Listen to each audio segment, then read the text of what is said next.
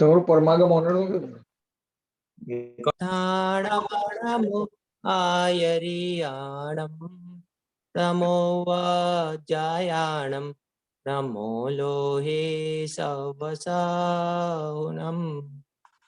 મંગલમય મંગલકરણ વીતરાગવે જ્ઞાન નમો તાહિ જાતે ભયે અરહંદાદિ મહા કરી મંગલ કરી હો મહા ગ્રંથ કરણ કો કાજ જાતે મિલે સમાજ સબ आवे निज पदराज आवे निज पदराज। चलिए, हमें श्रोता का स्वरूप हम लोग पढ़ रहे थे, तो आखिरी में था, हमें स्टार्टिंग का हमने ले लिया था। तो हम लोग यहाँ थे कि इफ अ लिसनर ऑफ मोक्ष मार्ग प्रकाशक, इफ अ लिसनर ऑफ अध्यात्म is having special knowledge of व्याकरण, न्याय, साहित्य, छंद, अलंकार etc, then it is well and good. तो उससे क्या होता है कि the श्रोता who is having this kind of knowledge, this knowledge will help to understand the deeper ग्रंथ or गंभीर ग्रंथ at the time of study. So Todumalji is not saying that you must deeply study or to know about Vyakaran, Chand, Alankar, because unnecessarily if you just go in the depth of all these things, so it will be wastage of time. But you will have to understand as much as which can be useful for your understanding Jinvani. Shrota, it means a person who really is willing to understand Jinvani with the purpose of Atma Kalyan. It is important thing, which Todumalji just here narrated also, and he has used one word, Jain Dharm ka Gaad Shraddhani. Jain Dharm ka Gaad Shraddhani, it means, it doesn't mean he is a fanatic person. It means he is without logic, firm believer of Jinagam. Jain Dharm ka Gaad Shraddhani, it means he is a firm believer of Jinagam on the basis of knowledge, on the basis of tark, on the basis of pariksha, on the basis of aim and content and subject matter of Jinagam. So this Shrota is not an ordinary person. First of all, he is willing to understand Jinvani with the purpose of Atma Kalyan or Atma Aradhana. Then Todumalji just giving here some special characteristics of Shrota, like वो घमंडी नहीं होना चाहिए, अतिशय बुद्धि सहित जो श्रोता होते हैं वो विशेषपने को शोभा देते हैं। तो अतिशय बुद्धि क्या होती है, उसके लिए यहाँ कहा है कि अवधि मनःपर्य ज्ञान से संयुक्त अगर कोई श्रोता हो तो विशेष श्रोता जानना। और श्रोता एक बहुत बड़ी रेंज है, हमसे लेकर जो आचार्य मुनिराज भगवंत हैं उन तक की एक बहुत बड़ी रेंज है। तो इसमें जो मुनिराज हैं जिनको अवधि मनःपर्य ज्ञान है उनको भी यहाँ श्रोता ही कहा है, दे आर ऑल्सो श्रोता। तो मूल में वक्ता किसको कह रहे हैं कि मूल वक्ता अस्य ग्रंथ कर्तारा सर्वज्ञ देव। तो जो ओरिजिनल कंटेंट है या जो सोर्स ऑफ कंटेंट है वो सर्वज्ञ देव से आता है, इसलिए कहा गया कि भाई सर्वज्ञ देव जो हैं वो वक्ता हैं और उनके श्रोता अवधि मनःपर्य ज्ञान से संयुक्त हों तो ऐसे श्रोताओं को हम महान श्रोता जानेंगे। तो ऐसे श्रोता जो हैं ये विशेषपने को शोभा को प्राप्त होते हैं और श्रोताओं में इतने गुण तो अवश्य होना चाहिए कि एक तो इंटरेस्टेड होना चाहिए वो, और दूसरा उसकी बुद्धि जो हो अतिशयवंत हो। अतिशयवंत अर्थात कि वो मतलब कोई मूर्ख जिनवाणी नहीं समझ सकता, ये पक्की बात है। तो जैसे मैंने आपको वो एग्जाम्पल दिया था ना वीडियो का, वो एक विवेक बिंद्रा ने वीडियो बनाई, तो उसमें एक गलती और समझ में आई, आप लोग उसको देखेंगे तो उसने अनेकांत स्यादवाद को क्या समझा दिया कि तुम भी सही, वो भी सही, सब सही, ये जैनियों का अनेकांतवाद है। तो अनेकांतवाद वो समझा ही नहीं कि अनेकांतवाद है क्या, स्यादवाद है क्या।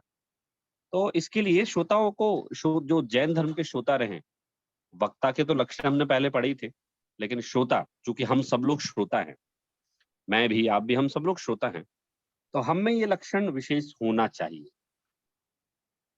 अब वो और कैसा होना चाहिए, तो हमारा आखिरी पैराग्राफ इसमें बचा था, जो इसमें इंग्लिश वाली में भी दिया हुआ है। And those who listen to the Shastras with pride and jealousy, or whose intention is only of arguing, and those who listen to Shastras simply for being called the great person, for the sake of fulfilling some greed, etc., or those who listen to Shastras but do not like it, to such listeners, the Pap Bandh alone is caused. मतलब उन्होंने कहा कि भाई जो कौन से श्रोता सही हैं, तो पहले तो शास्त्र को सुनने से हमारा भला होगा। शास्त्र को सुनने से हमारा भला होगा, अगर इसकी ये बुद्धि किसी की है तो कहेंगे वो रियल श्रोता है। लेकिन जो ज्ञान की मंदता से जो श्रोता समझ नहीं पाते, मतलब you will find many people, as usually I find many people, वो कहते हैं पंडित जी हम समझने की बहुत कोशिश करते हैं, बट हमें समझ में आता ही नहीं उतना जितना आना चाहिए।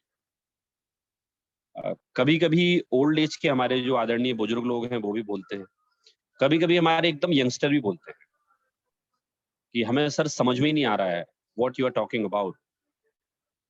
तो वो हमसे प्रश्न पूछते हैं सर कि अगर ऐसा है तो फिर इसमें हमें, एक मिनट ना,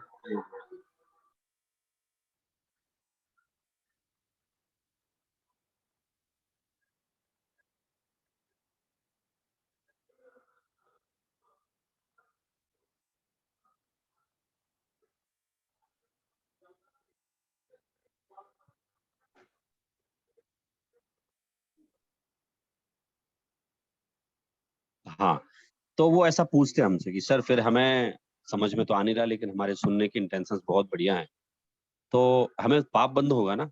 तो मैंने कहा नहीं नहीं, टोडरमल जी ने कहा है आपकी कषाय मंद है, आपकी समझने की बुद्धि है, क्योंकि आपका अभी क्षय सम का उघाड़ उतना नहीं है, तो उसके अकॉर्डिंग आपको पुण्य का बंध होगा। वो आपकी ज्ञान की मंदता है, समझ लीजिए, अभी आपकी इतनी स्टडी नहीं है, आपको अभी नयों का ज्ञान नहीं है, अनेकांत स्यादवाद नहीं आता, लेकिन आपकी चूंकि सुनने का इंटरेस्ट है, तो आपको पुण्य का बंध होगा, ये टोडरमल जी ने यहाँ कहा है। लेकिन उससे कोई विशेष कार्य सिद्धि नहीं होती, ठीक है, पुण्य बंद हो जाएगा, आपको पाप नहीं होगा। फिर और श्रोता बताए उनने कि भाई कुछ लोग ऐसे होते हैं जो कि ट्रेडिशन है साहब, हमारे पापा जाया करते थे, यूजुअली टेम्पल जाते थे एंड ही सिट देयर, और साथ में मैं भी उनके साथ रहता था। तो मैं उनके साथ रहता था, तो मेरे को भी ऐसा लगता है कि पापा भले ही चले गए, लेकिन उनके बाद मुझे ये जो परंपरा है वो फॉलो करना चाहिए। तो इसे बोलते हैं कुल प्रवृत्ति से,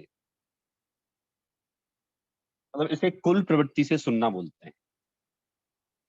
तो पंडित जी इसमें कह रहे हैं कि सुनते तो हैं वो, लेकिन कुछ अवधारण नहीं करते। तो इसमें क्या होता है, तो इसमें कदाचित उनको पुण्य का बंध होता है, कदाचित उनको पाप का बंध। चूंकि उनका इंटेंशन क्लियर नहीं है, तो जैसे जो परिणाम हो जिस समय, तो उसके अकॉर्डिंग उनको कभी पुण्य का बंध, कभी पाप का बंध होता है। फिर एक और बताया यहाँ, जो हमने पढ़े ना अभी, कि intention is only arguing and those listen to shastra simply for being called great person और shake off fulfilling some greed. तो जो जेलसी से, जो किसी अन्य भाव से जिनवाणी सुनते हैं, और जिनका ना बस कोई श्रोता है, कोई वक्ता है, तो उसको नीचा दिखाना, उसकी टांग खींचना, अननेसेसरी क्वेश्चन पूछना, अननेसेसरी विवाद पैदा करना, तो कह रहे हैं उनको पाप का ही बंध होता है। आपको पता है, हम कहीं भी जब जाते हैं, प्रवचन करने जाते हैं, स्पेशली इंडिया में, तो हम सबसे पहले ये देखते हैं कि इसमें कौन व्यक्ति ऐसा है जो कि सभा खराब कर सकता है। तो अब ऐसे तो मुझे पता चलेगा नहीं, तो जिनके यहाँ मैं रुकता हूँ, तो शाम को पूरी समाज मिलने आती है हमसे, और वो लोग सब पूरा हमें ब्यौरा देते हैं। सौरभ जी, कल 500 लोग प्रवचन सुनने आएंगे, उसमें से आगे की जो पंक्ति में बैठे रहेंगे वो थोड़े से उनकी आदत है विवादित क्वेश्चन पूछने की, आप थोड़ा संभाल लेना, सभा डिस्टर्ब करते हैं, वो ऐसे करके एक नरेशन देते हैं। क्योंकि ऐसा हुआ नहीं, मतलब मेरे उदय से ऐसा हुआ नहीं कि कभी किसी ने कोई सभा खराब की हो, लेकिन वो लोग हमें पहले से बता देते हैं। तो पंडित जी कह रहे हैं कि जो ऐसे अभिप्राय से जिनवाणी सुने कि मुझे तो इनसे कुतर्क करने हैं, मुझे तो इनको नीचे दिखाना है, मुझे तो सभा खराब करनी है, सब लोग मुझे इंटेलिजेंट जाने और जो पंडित जी बैठे हैं इनको मूर्ख जाने। तो कह रहे हैं यहाँ टोडरमल जी कि आपको ऐसे श्रोताओं को केवल पाप का ही बंध होगा। और किन किन को पाप का बंध होगा? जो कि मद मत्सर भाव से, मद मत्सर मतलब कि लोग मुझे, मद मतलब होता है मान, मत्सर मतलब होता है ईर्ष्या, जो मान के परिणामों से कि मैं जिनवाणी सुनूंगा तो लोग मुझे बड़ा महान कहेंगे, how great this person is, he is listening Jinvani, how संस्कारी ही इज। तो ऐसा जो मान के भाव से जो करते हैं, तो कह रहे हैं उनको भी पाप का बंध होगा। जेलसी का भाव, जेलसी इट मीन्स ओके, बाहर से वक्ता आए हैं, ये तो अमुक के रिश्तेदार हैं, अमुक के पहचान वाले हैं, जरा इनको सुनो, फिर इनकी काट ढूंढेंगे हम, फिर इनको हम सोशल मीडिया पे हम ट्रोल करेंगे, या कल आके हम इनकी बात सुन के कल हम इनको बताएंगे कि हम भी क्या हैं। मत्सर भाव, ईर्ष्या का भाव, या फिर तर्क, कुतर्क करना। बनारसी दास जी ने तो ये कहा है कि अगर आपको किसी की शास्त्र सभा में किसी की बुद्धि परखने का अगर अभिप्राय है, तो बनारसी दास जी कहते हैं पर नारी संग पर बुद्धि को परखियो। अगर आप किसी सभा में वक्ता की बुद्धि परख कर लोगों के सामने नीचा दिखाने का परिणाम रखते हैं, तो बनारसी दास जी ने कह दिया कि पर नारी संग मतलब पराई नारी के साथ रहने का दोष लगेगा आपको। आपने दूसरे की बुद्धि परखने का अभिप्राय रखा, आपका अभिप्राय दूषित है। कोई इसमें कह सकता है कि अगर समझने का अभिप्राय हो तो आप पूछो ना, बाद में पूछो, समझो और उनसे कहो कि हम ये पब्लिकली हम ये बता सकते हैं, मुझे ये समझ में आता है, आपको आपने ये बताया। तो नहीं तो आपने क्या किया कि भाई आपने बुद्धि परखने का, तो यहाँ पंडित जी ने लिखा तर्क, जो आर्ग्यू करने के हिसाब से जो समझ रहा है ना, उनको भी पाप का बंध होता है। तो मान के भाव से, अपने आप को महान बताने के लिए, ईर्ष्या के भाव से, या फिर जिनको तर्क अर्थात कुतर्क करने का अभिप्राय है, जो अपने आप को महान बताने का अभिप्राय है, या फिर किसी लोभ से शास्त्र सुनते हैं। क्या था, इनिशियल डेज की मैं आपको बात बता रहा हूँ। जैसे अब मेरी तो शादी 2008 में हो गई थी, तो मतलब अपन लोग मैच्योर होने लगे थे 2008 में। आप लोग किसी की 2009 में हुई, किसी की 2010 में हुई। तो उसमें अब मैं समझ जाता था कि भाई कुछ नए बच्चे आ रहे हैं, तो इनका उद्देश्य ये है कि भाई ब्राइड को ग्रूम मिले, ग्रूम को ब्राइड मिले। मैं समझ जाता था, क्योंकि मैं बोलता नहीं था, तो फिर मैं बातों बातों में बोलता था उन लोगों से कि आप लोग जिनवाणी सुनने के उद्देश्य से आइए, और ऐसे मजाक में बोलता था कि आपको इच्छित वर और वधु की प्राप्ति अपने आप हो जाएगी। थोड़ा मतलब लोगों को हंसाने के हिसाब से और लोगों अपना इंटेंशन क्लियर करने के लिए। तो ऐसे ही यहाँ पंडित जी ने कहा कि लोभादिक के प्रयोजन से, कि आप अगर किसी लोभ से आए हैं यहाँ शास्त्र सुनने के लिए, तो बोले वो पाप का बंध होगा। प्रेम जी आपने हाथ उठाया, कुछ कहना चाहते हैं आप? नहीं, मुझे एक क्वेश्चन था। ये जो पहला पैराग्राफ है ना, सबसे पहली second line, even if there is such a listener but be devoid of atmagnan, self knowledge, he cannot understand the gist of sermons. Therefore, one who has tasted the self soul or atmagnan through self realization, he is a real listener of the mystery of Jain dharma. So the question I have is, like, when we are just beginning to understand Jain dharma, right? We won't necessarily have Atmagnan, because that's something that we will acquire by studying it further. So then, uh, like, why Pandit ji is saying that the one who has Atmagnan he is a true listener. Someone who is sincere and wants to learn, even if he doesn't know much, why is it not like considered a real listener? Okay, देखिए 3 भाग होते हैं, उत्तम, मध्यम, जघन्य।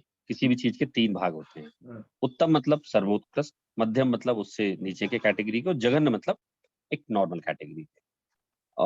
At the time of Samesar, I just told you that Acharya Kunkun is saying that if you are just having a high intelligence, then till Gatha 12 It is sufficient. If you have understood from Gatha 1 to 12, it is sufficient to realize your soul. But अगर आपकी बुद्धि मध्यम वर्गीय है तो आप उससे आगे पढ़िए, फिर उसके अभी बीच में ब्रेक आएगा एक, ये मध्यम वर्गीयों के लिए पूरा हो गया। फिर अगर आपकी बुद्धि इससे भी थोड़ी सी वैसी है तो फिर आप उसको पूरा पढ़िए, ऐसा कहा गया है। ऐसे क्या होता है, लिसनर्स, चूंकि हम लोग भी श्रोता हैं, ठीक है, तो पंडित जी ने क्या किया है, लोएस्ट से हाईएस्ट रेंज बता दी पूरी, और उन्होंने ये कहा है ना कि भाई इतना हो तो अच्छा है। For example Prem ji, you know, when I was in college, I was just doing master degree and I specialized in linguistic and phonetics. तो हमारे एक प्रोफेसर थे, really he was very intelligent. Then I just casually asked, मेरी जो final year की degree थी ना, उसमें मैंने उनसे पूछा कि sir how many meanings, how many just जो शब्दकोश है, कितना हमारे पास होना चाहिए इंग्लिश का कि हम उसमें कहें कि आई एम ए स्कॉलर और I have done master degree. तो उन्होंने कहा कम से कम 10,000 शब्द हमारे पास साहित्यिक होना चाहिए, लिटरेटिक शब्द होना चाहिए। तो मैंने कहा सर 10,000 कॉमन वर्ड से हटकर 10,000 वोकेबुलरी हमारे पास होना चाहिए। बोले हाँ, एक स्टैंडर्ड पैरामीटर, अगर ये होती है तो अच्छी है।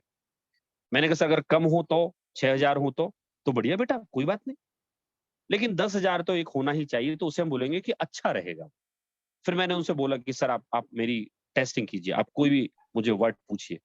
तो उनने एक मेरे को लिटरेटिक वर्ड पूछा और फॉर्चुनेटली मैं जानता था तो मैंने उनको बता दिया। ऐसे ही पंडित जी से किसी ने प्रश्न पूछा कि पंडित जी उत्कृष्ट श्रोता कैसे होना चाहिए, अच्छे श्रोता कैसे होना चाहिए?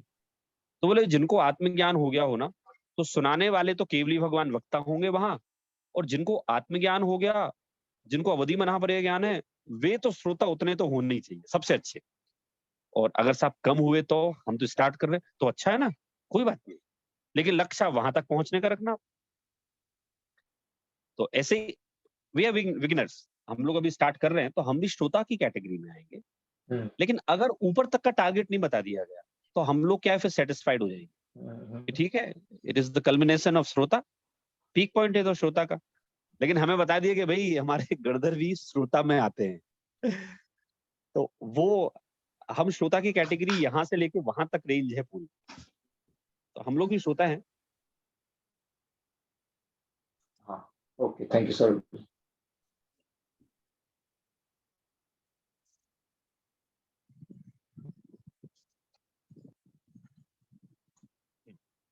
So those people who are having a bhav of mad matsar, jealousy and greatness, or they just want to argue unnecessarily, तो यहाँ कह रहे हैं उनको पाप का बंधी होगा। वो शास्त्र सुनते तो हैं लेकिन उनको सुहाता नहीं। मैं सुहाता नहीं का एक एग्जांपल आपको बताता हूँ, सिंपल सा एग्जांपल है। There was a my friend, मैंने उसको बहुत इंसिस्ट किया, भाई तेरे को क्लास में आना पड़ेगा, you will have to come in my class. And actually that is not my class, but ये जिनवाणी है, एक बार आप सुन के तो देखो। आप एक बार ये भूल जाना मैं आपका दोस्त हूँ, आप जिनवाणी सुनना, आपको बहुत आनंद आएगा। अब क्योंकि दोस्त था, मैंने एक बार बोला, 2 बार बोला, 3 बार बोला, चौथी बार में वो आ गया क्लास में। I was very happy, at least I have just got success and I have brought him in my class. Class बैठा, वो एक क्लास आया, दूसरी क्लास आया, उसके बाद आज तक नहीं आया वो। क्योंकि मैं समझ गया था कि ये इंस्टेंट रिजल्ट चाहता है, भाई मैं आऊं और बैठ के किससे कहानी सुनाए और मुझे समझ में आ जाए। मैंने उससे कहा भी था कि भाई आप एटलीस्ट 10 क्लास तो ज्वाइन करना। बट ही ज्वाइन ओनली 1 और 2 क्लास, 2 क्लास ही ज्वाइन, नहीं आया। तो मैंने उससे पूछा, तो बोले यार बस कुछ अच्छा नहीं लग रहा था जिनवाणी से, वो जो तुम बातें बोल रहे थे ना, ऐसा लग रहा था कि मैं अपने जो हमारी वर्ल्डली लाइफ है ना वो डिस्टर्ब हो जाएगी उससे, और सारा जीवन हमारा उदासीन हो जाएगा, गड़बड़ हो जाएगी। तो मैं सुन तो रहा था मैं, लेकिन मुझे सुहा नहीं रहा था।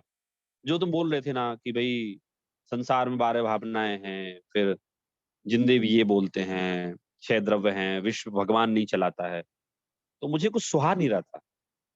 तो पंडित जी ने कहा है, जो शास्त्र सुनते तो हैं लेकिन जिनको कुछ सुहाता नहीं, वे ऐसे श्रोता केवल पाप का ही बंध करते हैं और उनको कुछ नहीं होता, पाप का ही बंध होता है।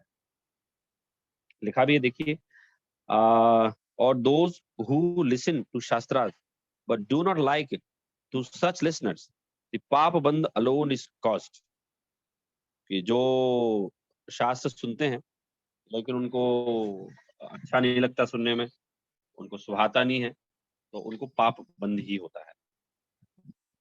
आप लोग इसको ना क्लास के बाद भी पढ़ लीजिए, अपना रिवाइज कर लीजिए, श्रोता का स्वरूप। हम सब श्रोता हैं, और एक श्रोता कैसा होना चाहिए ये हमारे दिमाग में होना चाहिए।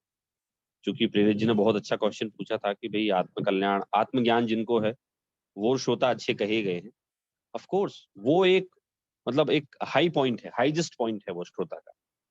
लेकिन we are also listener of Jinvani, हम भी श्रोता हैं जिनवाणी के। तो हमें ये बराबर समझ में आना चाहिए कि हम किसी मान से नहीं, घमंड से नहीं, मत्सर से नहीं, हम किसी को नीचा दिखाने के लिए नहीं, हम तो केवल आत्म कल्याण के बहाव से हमारी जिनवाणी में रुचि है, इसलिए हम इसको सुन रहे हैं। तो ये जब हमें ध्यान रहेगा तो फिर जिनवाणी पढ़ने में बहुत आनंद आने वाला है। अधिकतर लोग तो क्या सोचते हैं, हम जिनवाणी पढ़े क्यों? When I am completely worldly happy, then why I should read Jinvani? You are just seeing us कि आपको स्वाध्याय करना चाहिए। तो काफी बड़े लोग, जो बड़े इन द सेंस कि दे आर मिलीनियर, ऐसा तर्क करते हैं वो। तो मैं कहता हूँ, व्हाट डू यू थिंक?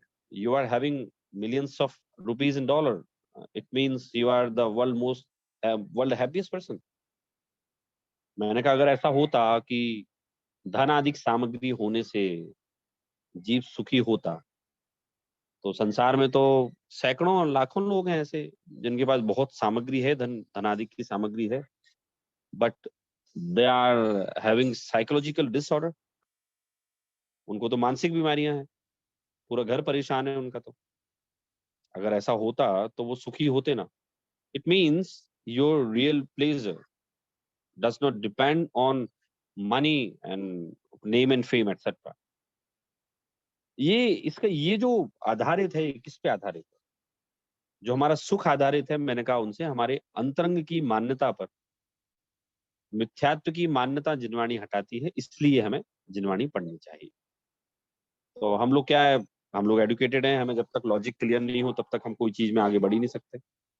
तो जिनवाणी पढ़ने में always remember one logic, it is not for others, it is only for my self, it is beneficial for only myself, and if I follow the instructions given by Jinwani, definitely my worldly life and my adhyatmic life will be so beautiful. ये हमें ध्यान रखना चाहिए। और आप लोग देखते भी होंगे कि आपके डेली रूटीन में इन सब चीजों का जब प्रयोग होता है तो हमें कितना आनंद आता है। और आज जैसे जैसे जैसे समय बढ़ रहा है वैसे वैसे संसार अभी अपनी जैन धर्म की थोड़ी खोज कर रहा है। मतलब इंडिया में भी काफी लोग मिलने लगे मुझे, non Jain, and they are very curious about to know Jinvani. मेरे कुछ मिलने वाले हैं जो कि they are not Jain, but they are just interested to understand. Saurabh ji आप हमें बताओ ना, हमने आपके धर्म के बारे में बहुत सुना है, आप हमें बताइए। तो मैं बोलता हूँ देखिए भाई, मैं ऐसे तो नहीं बता सकता, बाकी आप क्लास में आएंगे ना तो आपको क्लियर होगा। क्योंकि it is not the subject matter of 1 hour 2 hour और 3 आवर। तो मैंने कहा अगर आप क्लास में आएंगे ना तो आपको समझ में आएगा और मैं समझा भी पाऊंगा। तो जिनवाणी सुनने में हमेशा हमें एक लॉजिक ये क्लियर होना चाहिए कि why we are listening Jinvani. If I am a श्रोता, then I must have all those qualities which a good श्रोता must have. तो एक तो हम जैन धर्म के गाढ़ श्रद्धानी रहे, जैन धर्म का हमें गाढ़ श्रद्धान होना चाहिए। देखिए अभी एक मूवी आ रही, अंतरयात्री करके आ रही है, अंतरयात्री महापुरुष, आप लोगों ने सुना भी होगा, रिलीज हो गई वो अंतरयात्री महापुरुष, रिलीज हो गई, पता है ना आप लोगों को प्रेरित जी? हाँ सुना है, अभी रिलीज हुई वो। हाँ हाँ, आचार्य श्री विद्यासागर जी पे है, उनकी बायोग्राफी है, बहुत अच्छी क्वालिटी की बनी है। मतलब सेंसर बोर्ड ने जिनको बुलाया था रिव्यू करने के लिए, जो गवर्नमेंट के प्रोफेसर थे, उनसे मेरी बात हुई तो उन्होंने बोला बहुत अच्छा है, मैसेज बहुत अच्छे दिए उसमें, सब कुछ बहुत अच्छा दिया। और उससे पूरे लोगों को जाएगा कि भाई जैन मुनि उनकी क्या चर्या होती है, उनकी क्या विचारधारा, क्या प्रिंसिपल होते हैं।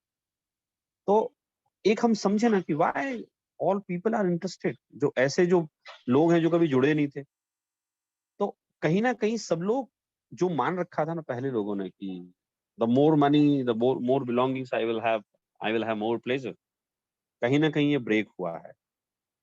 तो इसलिए जिनवाणी क्यों पढ़ना हमें, तो ये हमें टारगेट क्लियर होना चाहिए।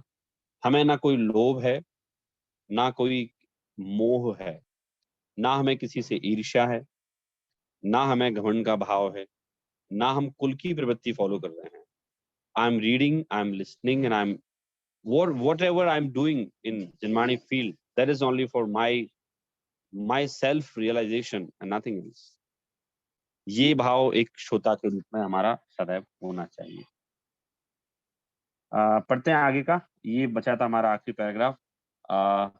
It should be inferred about the persons indulging in learning and teaching activities. ये हो गया था। 10 पढ़ना था। प्रेरणा जी पढ़ी 10 द कैरेक्टरिस्टिक्स ऑफ डिस्कोर्स।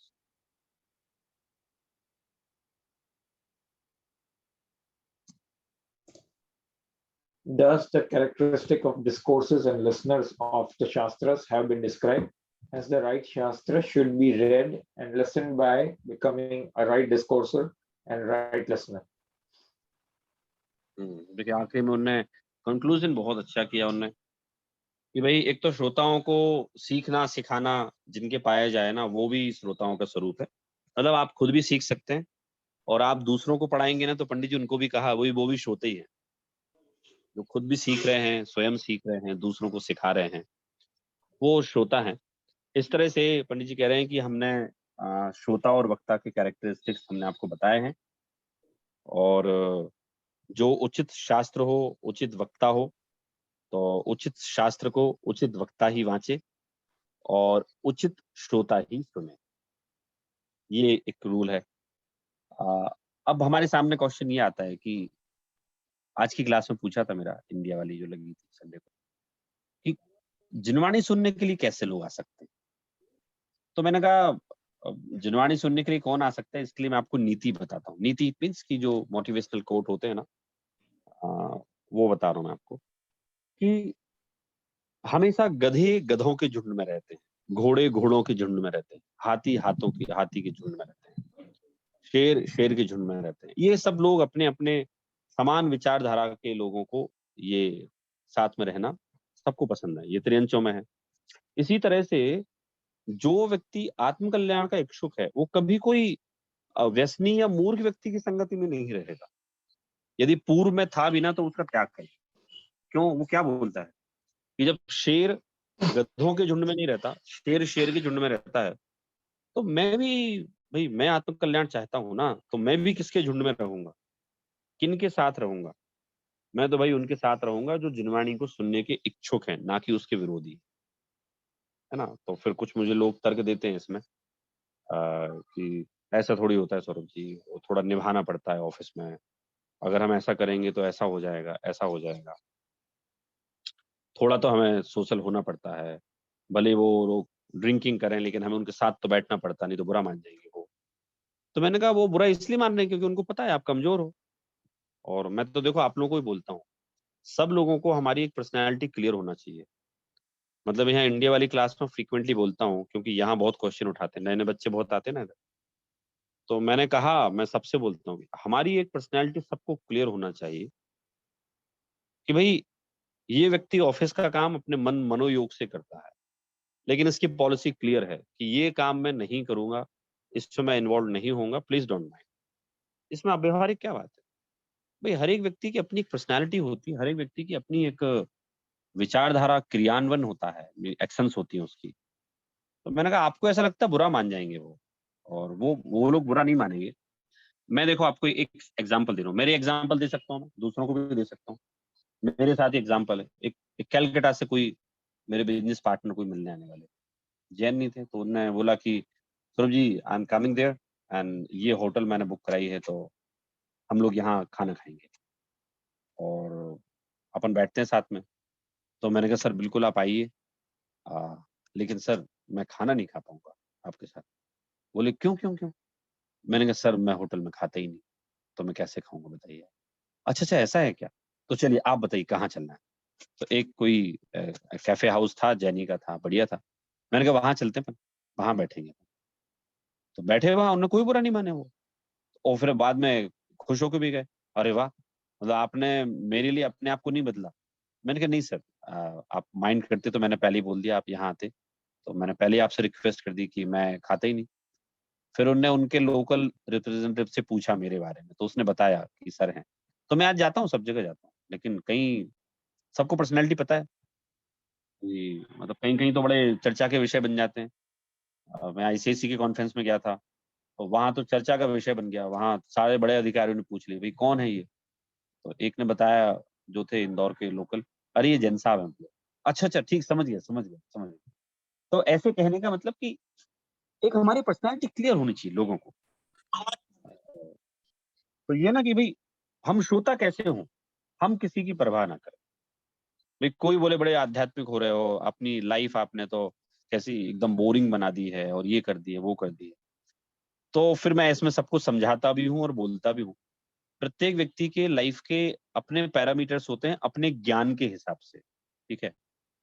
तो मैंने कहा what you are just watching on internet, on TV, या you what you are just seeing in society, so there is only one message, कि जितना भोग सको भोग लो, और भोगने से ही सुख होगा।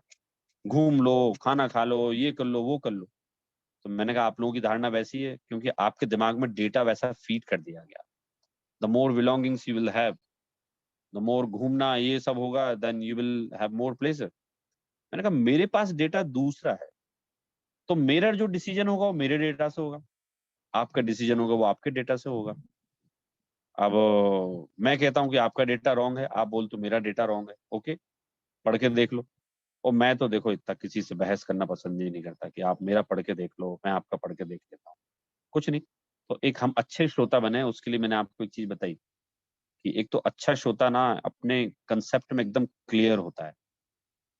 वो कभी कोई उस पर कमेंट करे ना कि आप तो ब्रह्मचारी जी हो गए, आप तो एकदम सन्यासी हो गए, अब तो आप साधु ही बनने वाले हो। Many people will say to you like this, अब तो भाई आप साधु ही होने जा रहे हो। My advice and experience for you that आप बिल्कुल घबराइए मत। आपके पास जो डेटा है ना, आपका डिसीजन जो है आपके डेटा के बेसिस पे होना चाहिए। It is the most important. जामे जितनी बुद्धि है उतनो दे बताए, ताको बुरो न मानी और कहां से ले आए।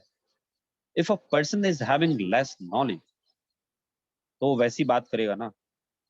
तो ऐसा ही है कि आप जब अच्छे श्रोता बनेंगे, then many people will comment on you, you are wasting your time, there is no use of studying shastras etcetera, you must enjoy your life because after death no one will come back here.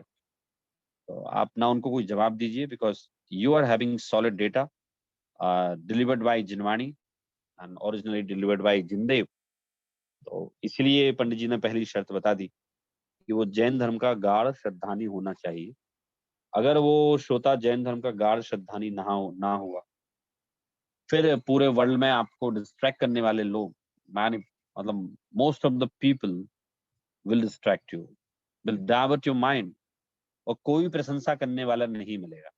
एक किसी ने ऐसी problem बताई थी मेरे को, कुंदन जी, कि तो जी इतना अच्छा डेटा है मेरे पास, लेकिन मेरी कोई प्रशंसा ही नहीं करता, घर में भी नहीं करता, बाहर भी नहीं करता।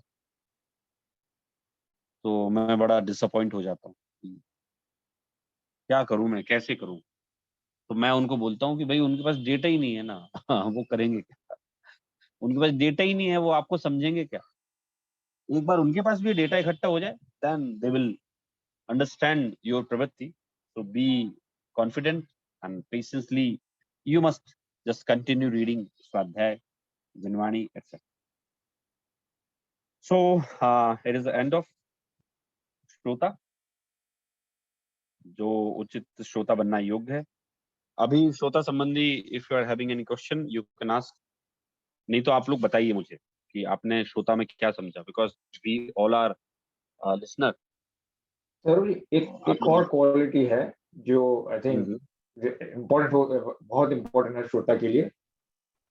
एक तो मध्यस्थतापना, न्यूट्रलिटी होना, कि अगर कोई श्रोता ने पहले से ही कुछ मन बना दिया है कि और वो कहते हैं ना, इंग्लिश में बोलते वर्ड होता है कंफर्मेशन बायस, यानी जो जो अपने को सुनने में अच्छा लग रहा है या जो अपने साथ अग्री हो रहा है, यानी जो अपना अपनी जो ऑलरेडी बिलीफ है उसके साथ अग्री हो रहा है, तो वो उसको सुनना अच्छा लग रहा है। बट जो अग्री नहीं हो, जो जो चीज जो सुन रखी है और मान रखी है उसे अग्री नहीं हो रही है, वो अच्छी नहीं लग रही है, एंड तो वो पक्षपात हो गया ना, न्यूट्रलिटी नहीं बची, तो वो आगे फिर कार्यकारी नहीं हो सकता, क्योंकि वो सही ज्ञान तक नहीं ले जा सकता। क्योंकि जो अपने आप अपनी मान्यता का पोषण कर रहा है वही इसको पसंद आ रहा है। तो न्यूट्रलिटी होना, और दूसरा उसके साथ साथ कि सीक आउट करना, डिफरेंस ऑफ ओपिनियन को सीक आउट करना, और सारे व्यू पॉइंट्स को अच्छी तरह समझना, जैसे अनेकांश से कि अनेक अनेक अपेक्षा से समझना, और फिर उसमें से सत्य को ढूंढना।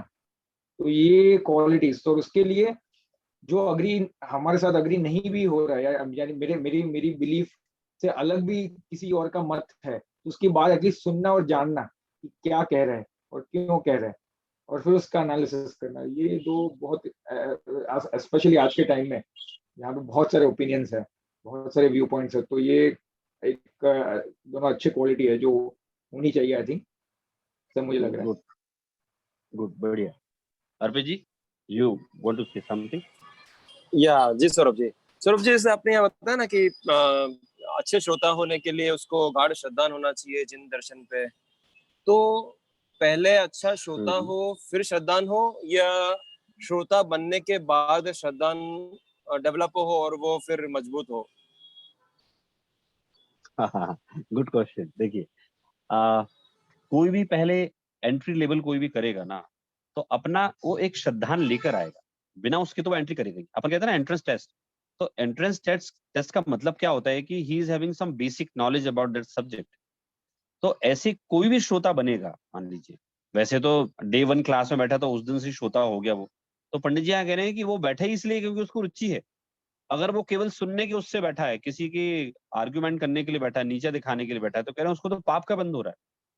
लेकिन अगर कोई सच्चा श्रोता मतलब पता है या बनना चाहता है, तो पहले जो बैठा है ना, वो कुछ ना कुछ अंतरंग में एक लॉजिक लेके बैठा होगा कि भाई ये मेरा दोस्त जो है बहुत बढ़िया हो गया इससे, और उसने मेरे को बताया है कि ये बहुत अच्छा है, इसको समझना है मुझे। तो वो आया तो ऐसे था, धीरे धीरे करके उसका जैसे जैसे पढ़ता गया, श्रद्धान का बीज पड़ा, बीज वो बड़ा होता गया, पेड़ बन गया, ऐसे करके वो एक ग्रेजुअल प्रोसेस होता है।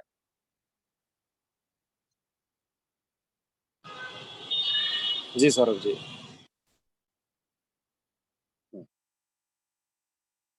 तो इस तरह से हमारा ये श्रोता का स्वरूप हुआ। कुछ कह रहा है सर जी, हाँ, क्वेश्चन यहाँ पे ऐसा आता है कि आगे चलकर जो श्रोता ही वक्ता के रूप में हो जाते हैं, लेकिन वो भी जो ग्रंथ नहीं पढ़े हैं या फिर मतलब वो भी अभी तक उनका ज्ञान का पूरा संयोक्षण नहीं गिने, तो उनको कब तक हम कौन से लेवल तक मतलब उनको श्रोता गण में गिनेंगे, मतलब मतलब कब तक वो आगे आगे की वो श्रोता कब तक श्रोता माना जाता है? हाँ, देखिए एक क्या होता है, जनरल प्रॉब्लम है ये। थोड़ा पढ़ने पे हमें ऐसा लगता है कि हमें सब कुछ आ गया। तो जैन दर्शन में तो ऐसा है कि भाई किसी ने थोड़ा सा पढ़ लिया, उसे ऐसा लगता है कि अब मैं सबको पढ़ा सकता हूँ। वो इसलिए सोचता है क्योंकि उसे जितना आता है ना, वो जिनको पढ़ाता है उनको उतना भी नहीं आता, तो उसे ऐसा लगता है कि आई नो एवरीथिंग। लेकिन इसी बात को हम किसी आईटी फील्ड में या किसी भी चीज में हम लगाएं, जैसे अपन मेडिकल फील्ड में लगाते हैं। मेडिकल फील्ड में क्या बोलते हैं, भाई आपको इतने एग्जाम पास करने होंगे, इतनी किताबें पढ़नी होंगी, आपको ये टेस्ट देने होंगे, ये प्रैक्टिकल करना होगा, तब जाके आप किसी का ऑपरेशन कर पाएंगे। आप ये सब करना होगा, तब हम आपको बोलेंगे हाँ अब you are specialized in this thing.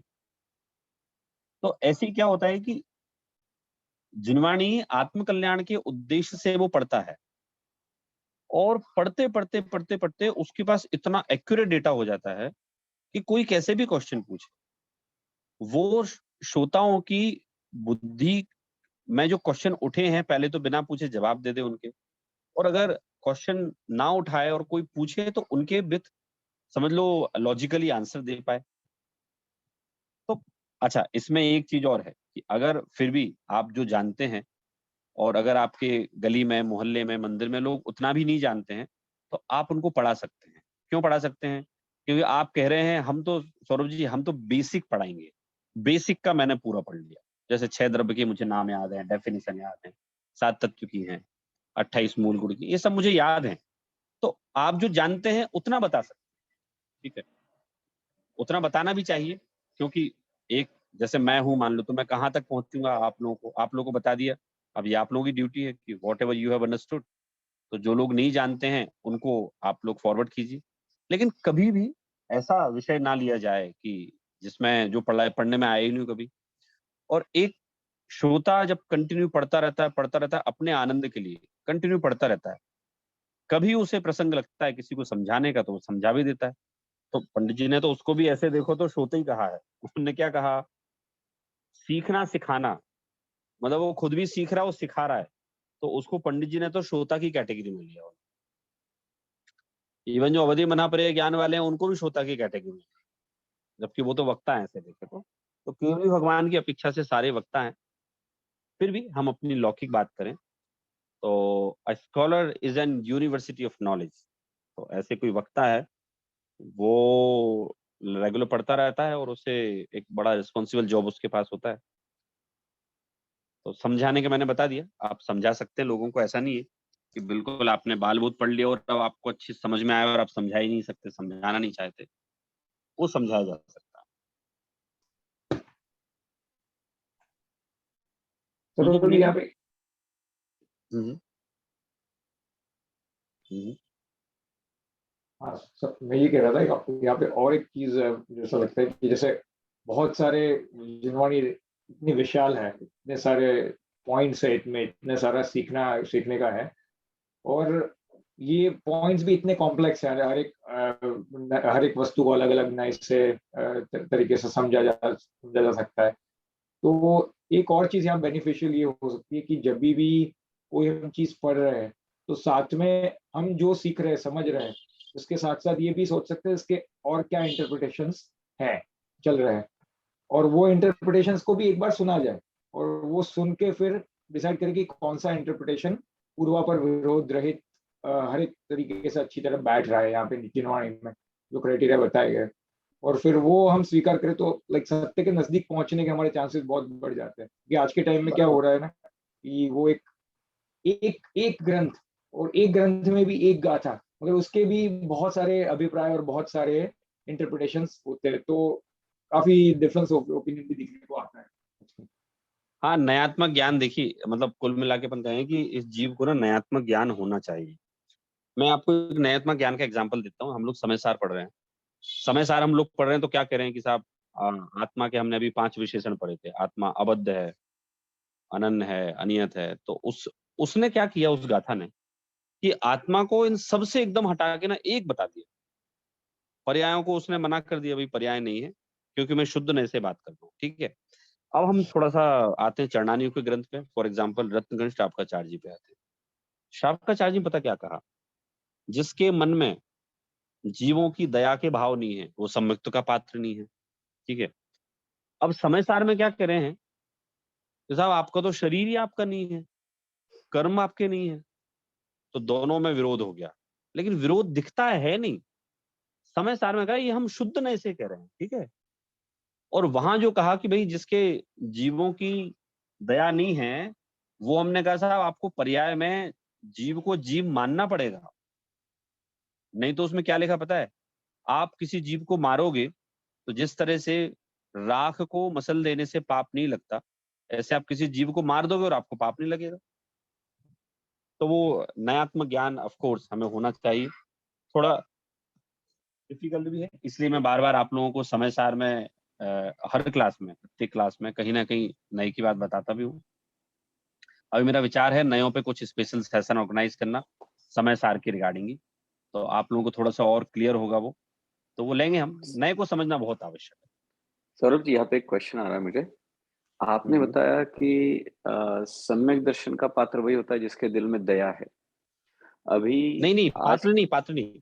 चरणानुयोग क्या बोल रहा है, मतलब शापकाचार्य जी में क्या लिखा, जो जीव, मतलब जो मनुष्य दया से रहित है, मतलब जिसके मन में जीवों के दया प्रति नहीं। रक्षा का भाव नहीं है, दया का भाव नहीं है, वो जीव सम्यक्त्व का पात्र नहीं है। तो उसमें लॉजिक दिया, क्योंकि वे कठोर हृदय में सम्यक्त्व प्रवेश कैसे करेगा? तो पहले आपका हृदय कोमल तो हो, रक्षा का Correct. भाव तो हो आपको जीवों की। तो फिर प्रश्न ये उठता है सौरभ जी कि आज के जमाने में जैसे हमें सदियों से हम जैसे दूध का एग्जाम्पल आता है, दूध पीते आ रहे हैं, बट अभी जो है इतना भयंकर वायलेंट हो रहा है और हम देखते हैं कि सारे जो बड़े बड़े स्कॉलर्स है, यहाँ तक के महाराज जी और सब है, वो जाने अनजाने दूध पी रहे हैं।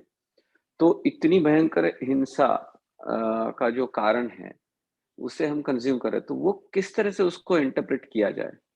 कि अगर ये कहेंगे, क्योंकि हमने भी अम, कई कुछ साल पहले तक बहुत दूध पिया अनजाने में, फिर जानने के बाद धीरे-धीरे कम किया, बट फिर भी एकदम से बंद करने में टाइम लगा और फिर बाद में बंद हुआ। बट देखा जाए तो आज पंचेंद्रिय जीव तक की हिंसा का कारण दूध हो गया है, मतलब एक ही इंद्रिय तो नहीं। तो इसको अब हम कैसे इंटरप्रेट करें कि इतने महान-महान जो वक्ता है, जो स्कॉलर्स है, साधु है और उनको ये परिस्थिति में अनजाने में ये कर रहे हैं, तो उसको कैसे इंटरप्रेट किया जाए? हाँ, देखिए ये हमारी जब चर्चा चली थी पुराने टाइम में, तो मैंने इसमें हमारे जो मुनिराज हैं, मैंने थोड़ी रिसर्च करी थी कि भाई वो आहार में जो दूध आता है कैसे आता है। तो रिसर्च में एक बहुत अच्छा फैक्ट सामने आया कि मतलब मैंने स्पेशली इंदौर की थी। हमारे इंदौर के आसपास, जैसे मैं 5 किलोमीटर दूर रोज दूध लेने जाता हूँ मैं, तो वो गायों को उसके घर में रख रखा है, घर के लिए गाय है उसकी। तो ऐसे ही इंदौर में 5 किलोमीटर, 10 किलोमीटर, 15 किलोमीटर के आसपास ऐसे कई लोग हैं जो गायों को पालते हैं, है ना? गायों को, भैंसों को पालते हैं और वो मशीन का यूज़ तो होगा ही नहीं, क्योंकि बेचारे गरीब हैं, वो मशीन कैसे लेंगे वो? तो वो सामने-सामने पानी ले जाते हैं अपना, और पानी ले जाके मतलब वो खुद भी शुद्ध वस्त्र पहन के जाते हैं और पानी ले जाते हैं, और वो दूध आता है, वो वहाँ यूज़ होता है। फिर मैंने इंदौर के बाहर भी थोड़ा पता लगाया कि कहाँ-कहाँ मुनिराज रहते हैं, तो स्पेशली आचार्य विद्यासागर जी के संघ का पता लगाया था मैंने। तो वो ऐसे एरिया में रहते हैं जहाँ इसकी इस तरह से क्रियाएँ उनकी फॉलो हो जाएँ कि जो-जो चीज़ें उनकी मुनिचर्या में साधक होती हैं। अब रही बात कि नॉर्मल क्रुएलिटी की, तो वो है, मतलब उससे मैं बिल्कुल मना नहीं करता कि वो क्रुएलिटी नहीं है। लेकिन अगर स्पेसिफिक मुनिराजों की बात करें तो वो मैं रिसर्च कर चुका अभी अपने लेवल पे। सौरभ जी, इसमें एक और पॉइंट है जो इसमें इसमें इतनी डिटेल नहीं देखी जा रही है। एक बात तो है कि डायरेक्ट क्रूअल्टी कि चलो एवरीडे में डायरेक्ट क्रूअल्टी नहीं होती, क्योंकि अभी मेरे पास कुछ वीडियोस आए हैं। मैं एक जैन ग्रुप में हूँ, वहाँ पे इंडिया के ग्रुप है, वहाँ पे एक स्वपर और कल्याण समूह करके एक ग्रुप है जो गायों को बचाता है। तो उन्होंने क्या किया कि वो कुछ किसानों से वो गाय खरीद लेते थे, क्योंकि वो किसान अभी कसाईयों को बेचने वाले थे, क्योंकि अब वो गाय बूढ़ी हो गई, गाय अब दूध नहीं दे पा रही है और बीमार भी हो गई है, तो उनको पालने का खर्चा आ रहा है, वो लोग तो खुद इतने गरीब है कि खुद का ही नहीं पाल पा रहे हैं। तो फिर वो उसके पास उनको पैसे, वो उसके लिए वो पैसे लेने के लिए वो गाय को बेच देते हैं कसाई को, कि जिससे उनको थोड़ा पैसा मिल जाए और गाय को पालना भी नहीं पड़े। तो एक तो ये मुद्दा है कि गाय के साथ वो जब बूढ़ी हो जाती है तब क्या करते हैं? क्या वो उसको पालते हैं या फिर क्या किसी हाँ, हाँ, हाँ, गौशाला पता है वाला प्रवीण को जी, उसको ले जाते इसका हैं? मैंने दूसरा इसका पता मुद्दा, लगा लिया मैंने। हाँ, और दूसरा ये मुद्दा पता ये भी लगाया है मैंने। कि हुँ, यहाँ बोलिए। इंडिया भारत में जो आंकड़े हैं, तो एनडीडीबी जो नेशनल डेयरी डेवलपमेंट बोर्ड है, उसने 5 साल पहले ये सर्वे किया था कि 35% जो गायों का जो वो होता है उसको ब्रीड करते हैं, तो वो उसमें वो आर्टिफिशियल इंसेमिनेशन यूज करते हैं। अब वो उनका नंबर बढ़ाने का प्लान है और बहुत डे बाय डे बढ़ ही रहा है। तो कब वो आर्टिफिशियल इंसेमिनेशन किया है, कब नहीं किया है, कौन सा फार्मर कर रहा है, नहीं कर रहा है, वो भी कोई पूछता नहीं है। इतना भारत में तो कोई किसी को पूछना भी नहीं होता है कि आर्टिफिशियल इंसेमिनेशन करवा रहे हैं नहीं करवा रहे। तो ये सारे मुद्दे हैं कि इतनी डिटेल जितनी देखी जानी चाहिए उतनी देख नहीं पा रहे लोग भारत में, और मान रहे उसमें कि और भी भारत पॉइंट्स है प्रेरित हाँ। सौरभ जी, उसमें और भी पॉइंट्स है कि नर बछड़ा होता है उसका क्या करते हैं, फिर उसकी आयु कितनी है, कितने आयु में बेच देते हैं, फिर उसको कितने समय प्रेग्नेंट रखते हैं, कि हर साल रखते हैं कि हर दूसरे साल रखते हैं, हर तीसरे साल रखते हैं। ये सारी चीजें जब कैलकुलेट करो, तो मैंने तो जैन गौशाला भी देखी है सौरभ जी, कि जहाँ पे फिजिबल नहीं है, बिल्कुल ही पॉसिबल ही नहीं है कि उनको आज के समय में मतलब इतना खर्चा उठाना पड़ता है कि अगर ये सारी चीजें का ध्यान रखो, नहीं तो वो मतलब अगेन ये तो पूरा विषय है कि बट अभी जो साधु महाराज है वो तो पूरी जगह विहार करते हैं, और ये तो मेजोरिटी इंडिया में कोई ऐसी स्पेस आज तक तो हमें नहीं मिली जहाँ पे ये सारी चीजों का ध्यान रखता है। सब जगह पे मैंने जितना भी देखा, जितना भी सब लोगों ने रिसर्च किया है, तो आज इतने स्कॉलर से, इतने बड़े बड़े महाराज जी है, तो वो ये अनजाने में इतना वायलेंट मिल्क कंज्यूम किया जा रहा है, तो उससे उनकी साधना में, उनकी पात्रता में कैसे इम्पैक्ट होता है, ये प्रश्न मुझे पड़ता है।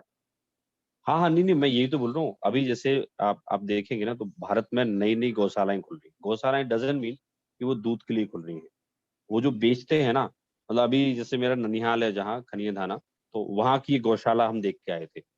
तो वो जैनियों ने खुलवाई है, सब लोग खर्चा उठाते हैं उसका। अब जैन समाज में पैसा है, खुल रहा है। नहीं उसमें सौरभ जी, मैंने देखा, उनने पूरा बराबर ध्यान रखा।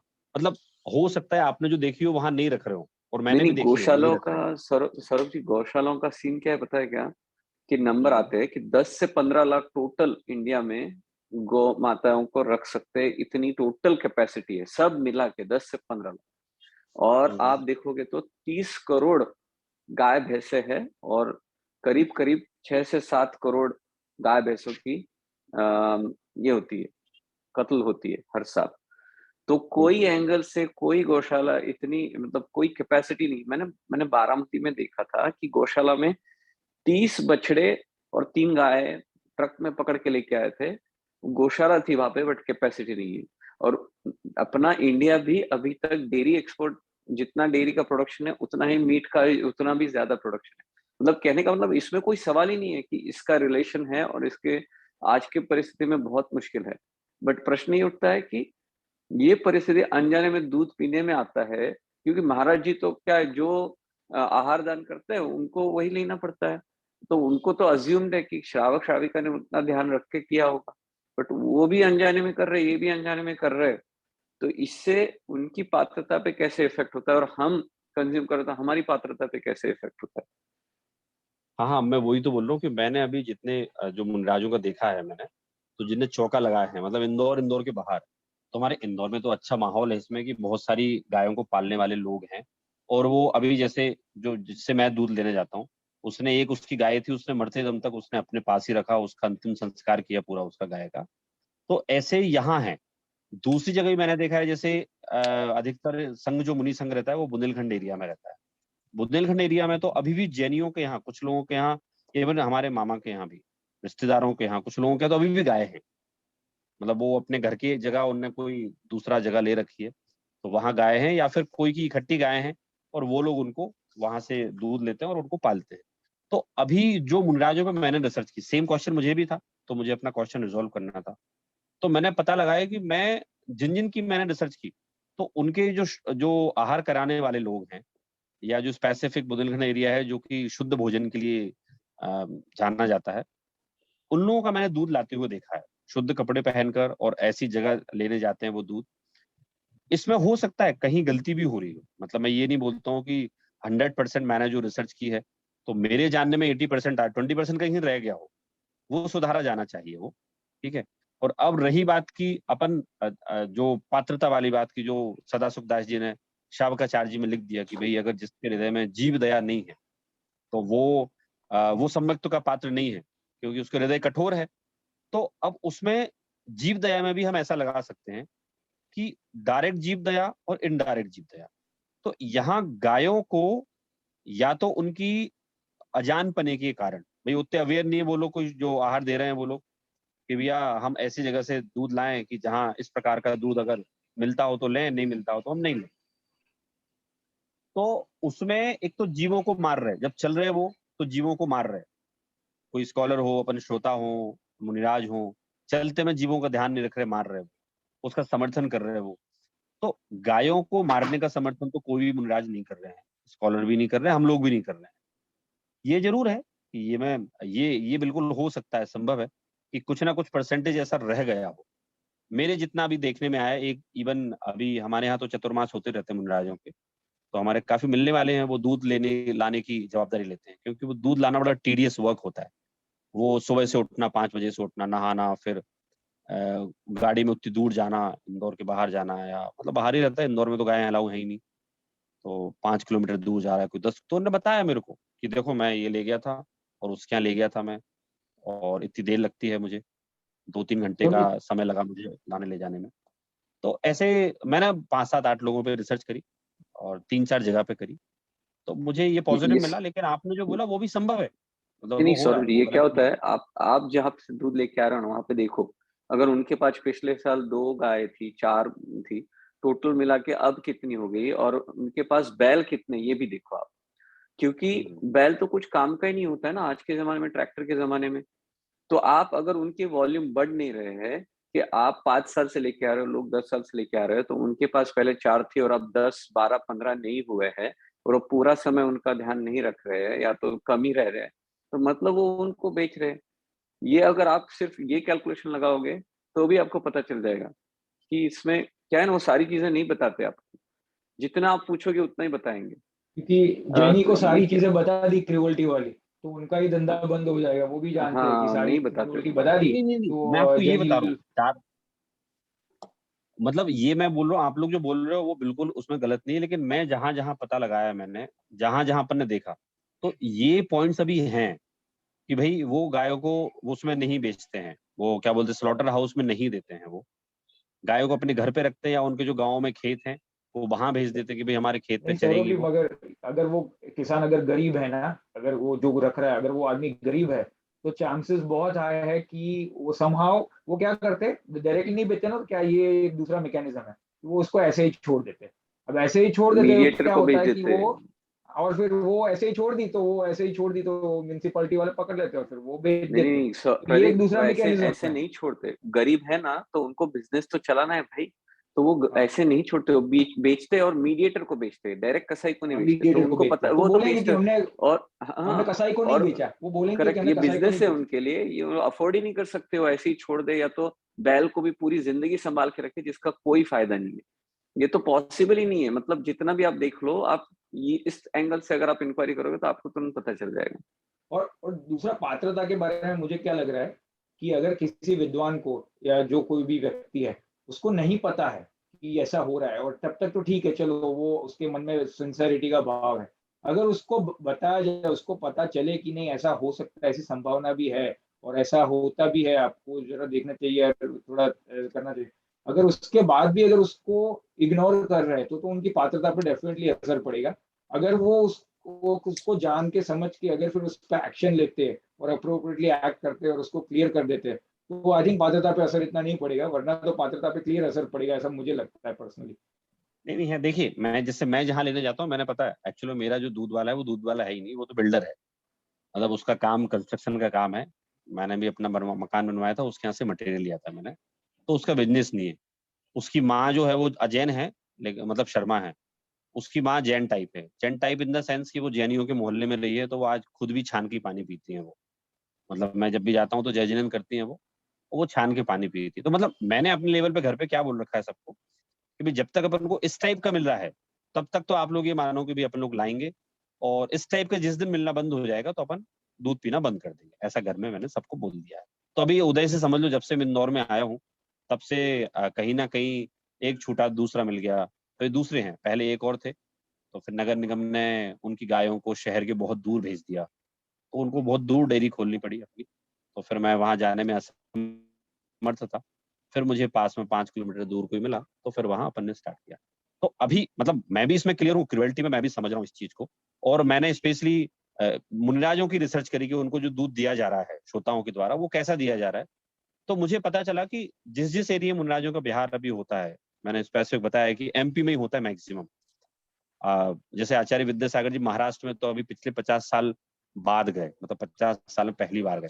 तो अब वहां का तो मैंने अभी रिसर्च नहीं किया। एमपी का जरूर मैंने 2-4-500 जगह रेडी रिसर्च छो? किया मैंने। स्वाध्याय चालू है। स्वाध्याय करता तो वो बराबर है, वो इसमें एक डायरेक्ट हिंसा में वो मुनिराज जो व्रती हैं, तपस्वी हैं, वो लोग कोई सीधे जीवों को नहीं मार रहे हैं। और ये क्रूअलिटी है। तो अगर उनको अवेयरनेस है कि भाई आप बताओ दूध कैसा ला रहे हो, तो उनको पूछने का अधिकार है भाई श्रोताओं वो आहार देने वालों से। तो वो मुनिराज की उनकी खुद की सेल्फ बिल है कि अगर ऐसा दूध यहाँ नहीं मिल रहा है, तो श्रोता उनको इन्फॉर्म करें और बताएं कि यहाँ ऐसा ऐसा है, तो वो नहीं भी लेंगे। अब आचार्य विद्यासागर जी ने तो सालों से नमक नहीं लिया, बहुत सारी चीजें नहीं ली, तो उनका शरीर भी बराबर चल रहा है। तो वो एक बराबर है कि क्रूअलिटी तो है, उससे कोई मना नहीं कर सकता। मतलब वो आपके यहाँ तो है ही है, लेकिन यहाँ भी सेम है वो फैक्ट, ऐसे देखेंगे तो। सौरभ जी, आर्टिफिशियल इंसेमिनेशन का भी चेक कीजिएगा, ये बहुत बड़ा पॉइंट है कि क्या काफी आर्टिफिशियल किसान, मतलब क्या, इंजेक्शन से इंजेक्ट करते हैं नहीं उनके लिए क्या इंजेक्शन इसको? से नहीं, उसको प्रेग्नेंट कैसे किया जाता है आजकल गायों को, कि नेचुरली प्रेग्नेंट हो उसकी जगह वो लोग उसके शरीर के अंदर हाथ डालते हैं और वो सीमेंट डालते हैं और उसको प्रेग्नेंट करते हैं। बहुत पेनफुल, आप गूगल पे सर्च कीजिएगा आर्टिफिशियल इंसेमिनेशन ऑफ काउ, तो आपको सारे वीडियो दिखेंगे कितना पेनफुल प्रोसेस है वो। और भारत में ज्यादा से ज्यादा बहुत इसका प्रभाव बढ़ रहा है क्योंकि लोगों को हाँ नहीं अब नहीं, रेगुलर मैंने प्रेगनेंसी इसके बारे में करवानी है। पूछा था, मैंने इसके बारे में पूछा तो उन्होंने ये बोला कि जो बैल होते हैं ना, जो एक स्पेसिफिक कुछ लोग होते हैं वो 8, 10, 15 बैल पाल के रखते हैं, तो वो महीने में 3, 4 बार गायों को नेचुरली इंजेक्ट कराते हैं। वो उससे बैल से गायों को नेचुरल इंजेक्ट कराते हैं। तो ये क्योंकि आर्टिफिशियल मैंने आपसे सुना, वो मुझे सुनने में नहीं आया कभी। मैंने बहुत सारे वीडियोस देखे मैंने कि छोटे से छोटे गांव में भी भारत में अब तो आजकल आर्टिफिशियल इंसेमिनेशन का बहुत प्रभाव बढ़ गया है कि वो लोग करवाते हैं और हम्म। उससे क्या होता है, उनको फायदा है कि उनको बहुत आराम से हो जाता है, बैल रखना नहीं पड़ता और आराम से उनकी वो प्रेगनेंसी हो जाती है उन लोगों की, और जब चाहो तब प्रेगनेंसी करवा सकते हो आप, हर साल तो हर साल, और अगर जब करवाना हो तब। इसमें और लेकिन एक पॉइंट है प्रेरित जी, कि जो लोग बिजनेस करने के लिए ये चीजें करते हैं ना, गाय का डेयरी का बिजनेस, वो लोग हो सकते हैं, लेकिन जो शौक के तौर पे पालते हैं ना, जैसे सौरभ जी ने बताया, वो लोग ऐसा नहीं करते हैं। अब जो ये जो लोग आर्गुमेंट, शौक के लिए करते हैं। नहीं ये मैं नॉट मानता ट्रू, हूँ कि नॉट ऐसे ट्रू, कुछ लोग नॉट होंगे। True at all. मतलब 100% ना मैं ये कह सकता हूँ कि मैं जो बोल रहा हूँ वैसे ही सारे लोग हैं ना, 100% हम लोग ये बोल सकते हैं कि बिल्कुल गायों का ध्यान रखने वाले हाँ कोई है नहीं, ही मैं ऐसा नहीं। भी नहीं बोल रहा हूँ पूरी कि तरह ऐसे से लोग भी नहीं होंगे, बट क्या हम्म, बोल रहा हूँ कि भारत में डेयरी का इतना डिमांड है कि अगर ऐसे कुछ लोग भी है भी ना, तो भी डेयरी की पूरी डिमांड सेटिस्फाई होना वो संभव ही नहीं है इतने लोगों से, और वो सस्टेनेबल भी नहीं है, वो मॉडल भी सस्टेनेबल नहीं है पूरा, वो लेकिन कितनी वो ये इतनी हुआ डेयरी ना पे ही अभी वो मतलब, सॉरी, सूखा हुआ दूध आना चालू हुआ, इम्पोर्ट होना चालू हुआ है, मैंने भी पता लगाया था मार्केट में।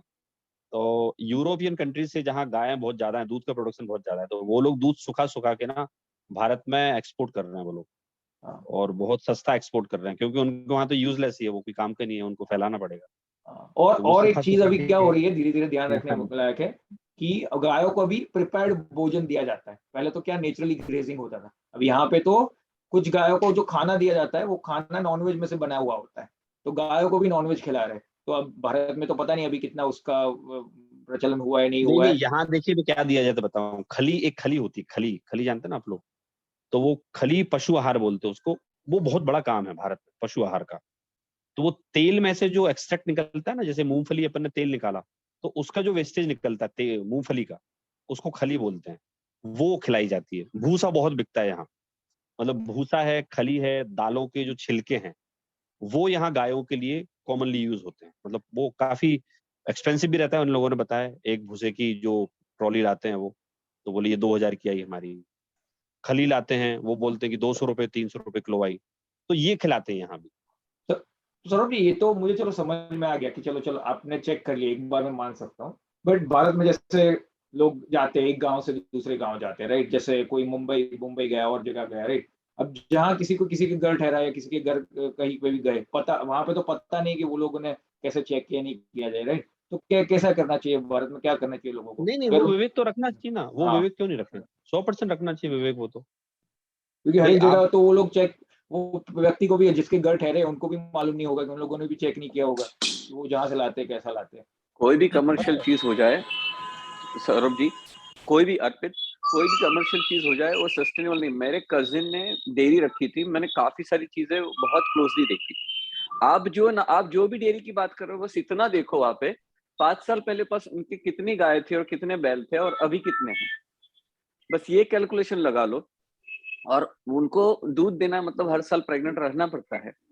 तो जितनी भी गाय है उनको हर साल बछड़े हो रहे, नर बछड़े को क्या कर रहे हैं, उनके काउंट्स कितने, आप सिर्फ इतना हिसाब लगा लो, आपको इंस्टेंटली आंसर मिल जाएगा कि नंबर्स डोंट मैच, क्योंकि सस्टेनेबल है ही नहीं। मेरा कजिन करता था, उनको जो खाना खिलाना उसमें भी अलग अलग क्वालिटीज होती है। जैन होकर भी, इंटेंशन अच्छे होकर भी अच्छी क्वालिटी का खाना खिलाना अफोर्डेबल नहीं था।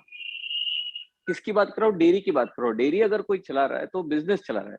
कोई भी बिजनेस ऐसे नहीं चला सकता कि नुकसान में मैं लॉस करके माल बेचूं, फिर वो सस्टेनेबल नॉन बिजनेस प्रॉफिट भी नुकसान में नहीं चल सकता, नॉन प्रॉफिट भी नुकसान में इतनी खराब सिचुएशन है। आप सिर्फ इस नंबर का देखो, बाकी सब भूल जाओ कि नंबर ऑफ गाय और बैल पहले कितने थे, 5 साल पहले कितने थे, अभी कितने हैं, और बछड़ों को क्या कर रहे हैं। सिर्फ आप इतना नंबर लगाओ, सब अनुमान आपको क्लियर हो जाएगा। उन्होंने कितनी बातें बताई नहीं बताई ये सब बाजू में, और सिर्फ इस पे फोकस कर दोगे ना, सारे आंसर्स क्लियर हो जाएंगे। नहीं, लेकिन बहुत सारे बराबर, हैं जो विदाउट बिजनेस के भी चलाते हैं, जिनको डेयरी बिजनेस से कोई मतलब नहीं है, जस्ट एज शौक के तौर पे। नहीं, मगर वो तो है, मगर कॉस्ट भी उनकी नहीं, कहाँ से तो फंडिंग आनी पड़ेगी ना। जो लोग घर से चला रहे हैं, राइट, जो जिनको कोई प्रॉफिट मार्जिन ये नहीं करना है, ठीक है, लेकिन वो बाय कहाँ से कर रहे हैं? मार्केट से बाय कर रहे हैं या कहीं से बाय कर रहे हैं? कहाँ पे सेल कर रहे हैं? वहीं पे कहीं पे सेल कर रहे हैं, और अपने पास तो रख नहीं रहे। when they don't produce the milk, where is it going? नहीं, बट गाँव में ऐसे बहुत लोग हैं, जैसे जैन लोग भी बहुत हैं जो आप उनका चलाते हैं। अर्पित देखना, वो जो भी है ना, आप जिनको जानते हो ना, वहां पे जाके देखना। मेरे एक्चुअल में मेरे मामा जी चला रहे हैं पिछले 20 हाँ, साल से, तो हाँ, मेरे पिछले 20 साल से मेरे खुद मामा जी चला रहे हैं, और अभी इंदौर के पास में उन्होंने गौशाला बनाई है, पहले उनके आंध्र में थी। तो वो कितने गाय हैं उनके पास?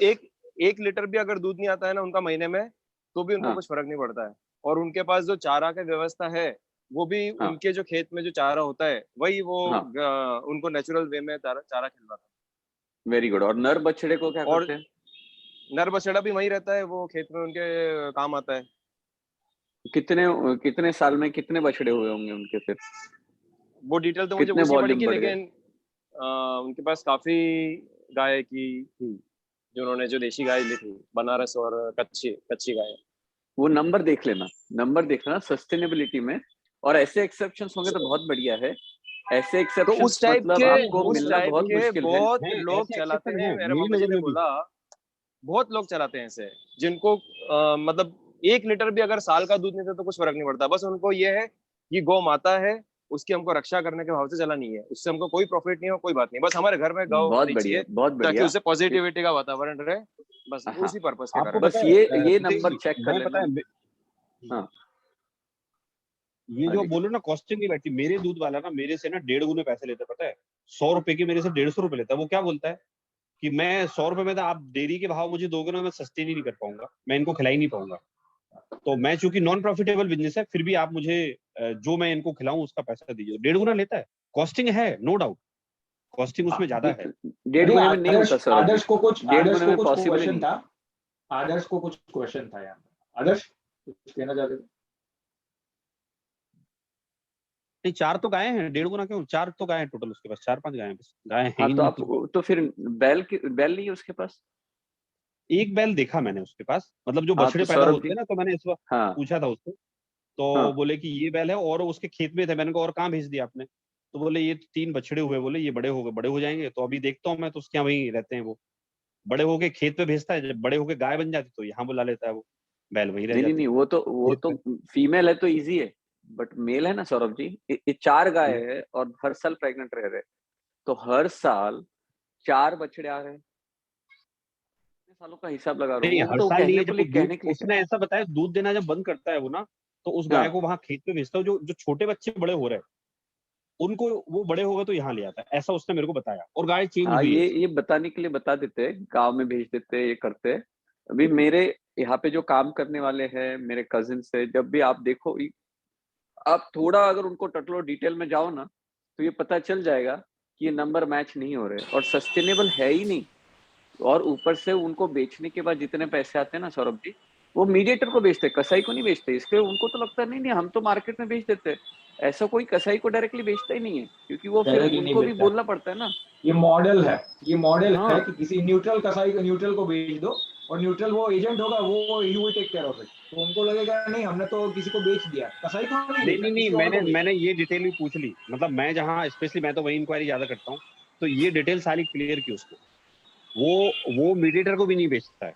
मेरे सामने अभी गाय की, उसकी नेचुरल डेथ हुई मेरे सामने, पूरा परिवार लगा। गाय की ठीक है, गाय की तो क्योंकि गाय की करेगा तो वो उसकी पब्लिसिटी अच्छी होगी, लोगों को लगेगा अच्छा। गाय का तो ठीक है, वो तो बैल का वो जो है ना, that is not really helpful.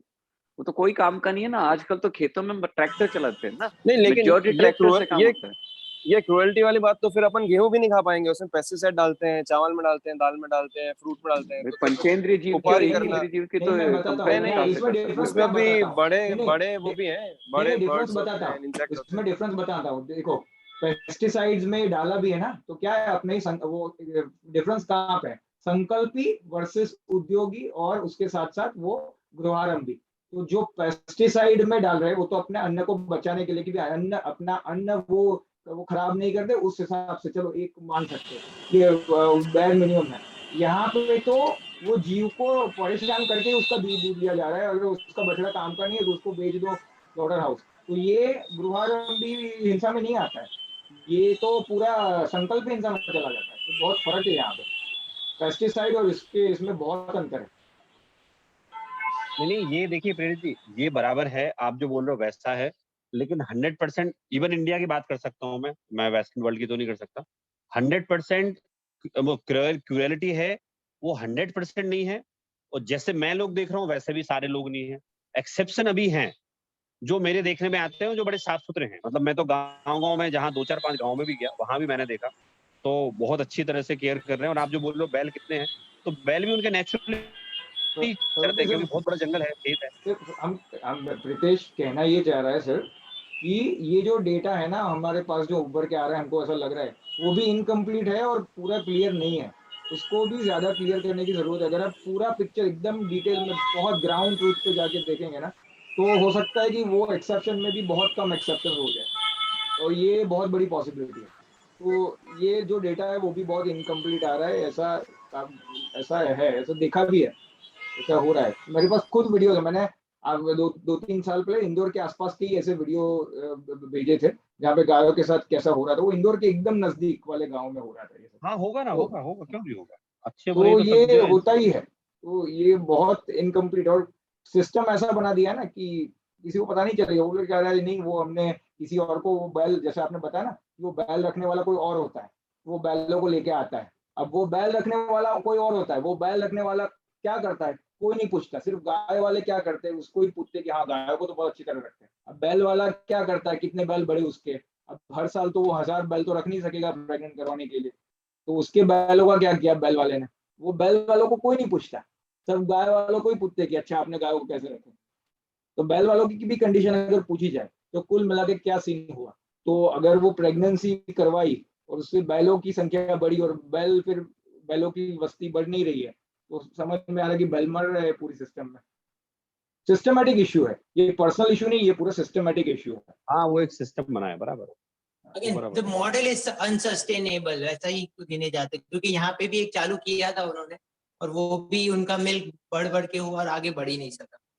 वो बखता वो इथिकल डेयरी के नाम पे जो शुरू किया था, वो मॉडल सस्टेन ही नहीं हो पाया।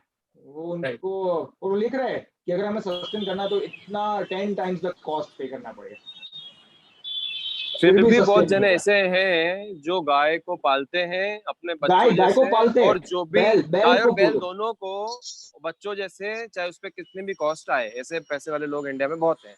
हाँ, उसका तो डेटा हाँ, आप एक यहाँ बार रिसर्च करना। और again the point is again, if this is unsustainable, we should promote not drinking milk rather than drinking milk. That's the whole thing we are trying to again get. और उसमें अपने अहिंसा का, ऐसे बहुत, हाँ, और उसमें ऐसे अपने बहुत है ही अहिंसा नहीं। का जो राइट, वो प्रीतेश का पॉइंट ये है कि अपने श्रद्धान में और अपने आगे जाके सम्यक्त्व में वो कितना दोष लगेगा। So that's the अभी important देखो factor. क्या होगा कि अगर मैं भारत में हूँ, मेरे बच्चों को मैंने दूध पिला, अच्छा दूध पिला के, एथिकल दूध पिला के बड़ा किया है। अब मेरे बच्चे गए दूसरे गांव में या शहर में कॉलेज में पढ़ने के लिए गए, तो अब मैं क्या बोलूंगा उनको, रातों रात ये बोलूंगा कि अच्छा वो गांव में पता नहीं चलेगा, आप कल से दूध मत पीना। तो और उसकी अगर मैं बोलूंगा तो भी उनकी मम्मी या उनके जो रिश्तेदार अपने होंगे वो बोलेंगे कि कैसे वो अपने बच्चों को रिस्ट्रिक्ट करो, आप नहीं कर सकते रहे। और वो बच्चे भी अगर दूध पीने के आदी है जन्म से, तो क्या एक दिन में वो दूध छोड़ पाएंगे क्या दूसरे गांव में जाके? नहीं नहीं, एक सिखाया जा सकता है, ऐसा नहीं है, उनको बताया जा सकता है कि भाई जहाँ देखो विवेक का प्रयोग करना तो अपन बच्चों को सिखाते ही ना सब जगह। सौरभ जी वो प्रैक्टिकली बहुत डिफिकल्ट है, ऐसा नहीं है कि कोई नहीं करेगा, बट अगर वो पूरी जिंदगी से करता आ रहा है, जैसे किसी लोगों को चाय का चस्का लिया होता है, अब चाय के बिना चलता ही नहीं है, वैसे भी लोग हैं उनको डेयरी मिल्क की चाय ही चाहिए, और मिल्क की चाय भी नहीं चाहिए, प्लांट बेस्ड मिल्क की चाय भी नहीं चलेगी। तो अब ऐसे 100 में से 2 3 या 10 लोग हो सकते हैं जो अब अपन शायद कॉमन करेंगे, नहीं पब्लिक की करेंगे। बात तो नहीं कर रहे, लेकिन मैंने स्वाध्यायियों को देखा है, कई मतलब मेरे संपर्क में कई लोग आ रहे हैं जिनने 25-25 साल पुरानी चाय की हैबिट ही छोड़ दी, एक झटके में छोड़ दी। तो सौरभ अपन जी मैं स्पेशली यही बोल रहा स्वाध्यायों हूँ कि क्या हो रहा है, मास स्केल पे ये बहुत एक्सेप्शन, बहुत कम लोग हो रहे हैं। तो ये क्या हो रहा है कि जितना हम डेयरी को प्रमोट करेंगे ना, तो 100 में से बहुत कम लोग ऐसे छोड़, ऐसा नहीं है कि सब छोड़ पाते। अब मैं कितने स्वाध्याय को जानता हूँ, बरसों से स्वाध्याय कर रहे हैं, जानते भी है बहुत क्रूअल्टी है डेयरी में, फिर भी उनको चाय का चस्का नहीं छूट रहा। उनको यही है कि नहीं इतना तो चाहिए, अब क्या करें, हमारी आदत है, पुरानी आदत हाँ है। हाँ ऐसे ठीक है। स्वाध्याय ऐसे भी मैंने देखे। अब कुछ नहीं हो सकता, फिर क्या करें। Saurabh ji, India is going based on what US and other country का मॉडल है। यहाँ पे जो डेयरी का कंजम्पशन बढ़ रहा था और वो चीज और चॉकलेट और वो सब वो कंज्यूम होते गए, और अभी इतना बढ़ गया है कि अभी डेयरी का एक एक लेवल आ गया है कि इतना कंजम्पशन तो फिक्स ही, मतलब ज्यादा ही बढ़ ही रहा है। हम्म। तो ये क्या है कि नहीं सौरभ बराबर। जी, एक इंडिविजुअल पे तो लेवल पे आप बोल सकते हैं कि कोई व्यक्ति तो सब कुछ कर लेगा अपने आप, बट जब मास स्केल की बात करें तो ये मॉडल सस्टेनेबल नहीं है, और इसकी वजह से नहीं कर जनरेशन, रहे कितनी बढ़िया। जनरेशन ये फॉलो करेगी वो भी कोई गारंटी नहीं है। कि अगर हमारी नहीं सही है। जनरेशन ने कर लिया अगर अच्छी तरह, तो भी क्या मेरे बच्चे इसको, एथिकल डेयरी को फॉलो करेंगे? अगर उनके टाइम पे नहीं मिला तो क्या वो छोड़ देंगे? नहीं बराबर है। अपना तो जो अभी अपना जो चर्चा उठी थी वो यही कि अपन हाँ। मुनिराज व्रती तपस्वियों की देखें तो इनका मैंने हाँ। देखा है, ये लोग बराबर अभी इनका जो सोर्स मैंने देखा, जितनों का मैंने पता किया है, हाँ। उनका सोर्स बराबर जगह से दूध आ रहा है उनका। और जैसा अभी अर्पित जी ने बताया ना, कई सारी गौशालाएं हैं, मतलब वहाँ बैल भी हैं, गाय भी है, दोनों है। तो वो बेचते तो कुछ भी नहीं, ये मैंने कंफर्म कर लिया, मतलब ना गायों को बेचते हैं ना बैलों को बेचते हैं, नेचुरल डेथ जो उनकी हो जाती है वो हो जाती है। तो अभी व्रती तपस्वियों का तो मैंने पता किया है, तो उनका यहाँ से आ रहा है। अब कोई श्रावक अगर मान लो जानबूझ के ले आए या फिर उसको रूल को वायोलेट करे, तो वो एक सौरभ हो जी क्या सकता हो है रहा है, दुविधा हो, हम लोग यहाँ पे दुविधा कुछ हो। ऑर्गेनाइजेशंस के साथ जाने का टच में होते हैं, जो लोग भारत में से पता लगाते हैं। तो क्या आ रहा है, सीन क्या आ रहा है पता है, कि जो जैन समाज होती है ना लोकल, जो मुनि महाराज की सेवा में लगी होती है, अब उनको कोई एक्टिविस्ट आके पूछे कि आप इसकी डिटेल बताओ, कहाँ से दूध लाते हो, कैसे लाते हो, मुझे थोड़ा ज्यादा जानना है, तो वो लोग उनको अवॉइड ही कर देते हैं। उनको बोलते हैं, उनको लेबल कर देते हैं कि अरे यार तुम निकलो यहाँ से, वो वीगन वाले आ गए, हमको वो नहीं करना है। वो उनको ज्यादा इन्फॉर्मेशन भी कलेक्ट नहीं करने देते। तो बहुत सारे ऐसे लोग हैं जिनको अब जानना ही नहीं है आगे क्या है, वो जानना ही नहीं है। बस क्योंकि अगर जानेंगे तो तकलीफ हो जाएगी, जानेंगे तो और क्रूअल्टी बाहर आएगी तो हम ले नहीं पाएंगे। तो ये बहुत सारे जैन लोग ऐसा कर रहे हैं, जैन समाज के ट्रस्टीज और जैन समाज के अधिकारी ये सब कर रहे हैं, जो जैनों के भक्त है, महाराज जी के भक्त है, वो लोग भी ऐसा कर रहे हैं कि वो लोग उनको लेवल करके हटा देते हैं कि नहीं, आप लोग हटो यहाँ से, ये हम तो ऐसी अच्छी तरह से ला रहे हैं। और फिर डिटेल में देखा जाए तो वो लोग खुद एक्सेप्ट करते हैं। वो जब बछड़ा होता है उसको सिर्फ एक बार 2 बार दूध दिया जाता है दिन में, उसकी माँ के पास जाने दिया जाता है, बाकी तो बांध के रखते हैं उसको अलग से। ये बहुत सारे केसेस हमने पर्सनली सुने ग्राउंड लेवल पे। नहीं तो ये बराबर है। ऐसी सिचुएशन बहुत जैन समाज में बहुत बड़ी विडंबना है, इसीलिए काफी 4-5 जैन साधु ने तो खुद भी आके पब्लिकली बोला है कि ये सिचुएशन अच्छी नहीं है और ये माहौल बदलना है, तो मास लेवल पे हमें डेयरी को कम करना होगा, रिड्यूस करना होगा, एलिमिनेट करना होगा। बराबर है। तो बराबर है। ये तो अपना जो दो नयों की बात चली थी, एक शावकाचार्य जी का नया था, ये था। तो बराबर है, अगर कोई जीव मतलब प्रत्यक्ष हिंसा में जो जीव इन्वॉल्व है, तो बराबर उसमें तो बिल्कुल समझ का पात्र ही नहीं, कठोर हृदय है। लेकिन अप्रत्यक्ष जो हिंसा है वो भी अगर उसकी नॉलेज में आई है, तो उसे सावधानी पूर्वक वो रिमूव उसको करना चाहिए। तो ऐसे दो नयों का हमारा कथन, हमने ये चर्चा चलाई अभी श्रोताओं के उसमें कि भाई श्रोता एक नयों का कथन भी समझता है। जैसे हमने डेयरी की चर्चा की, तो 100% मैं ये नहीं कह पा रहा हूँ कि साहब 100% मैंने जो चीजें देखी हैं वो वैसी हैं, और 100% आप भी नहीं कह सकते कि क्रूअल सब कुछ क्रूअल ही हो गया। तो ऐसे ही जहां जहां जिस जिस प्रकार से अपना विवेक का उपयोग हो, जहां जिस नए का प्रयोग हो, तो श्रोता वैसे नयों का प्रयोग करता है और उन नयों के द्वारा जिनवाणी को समझता है।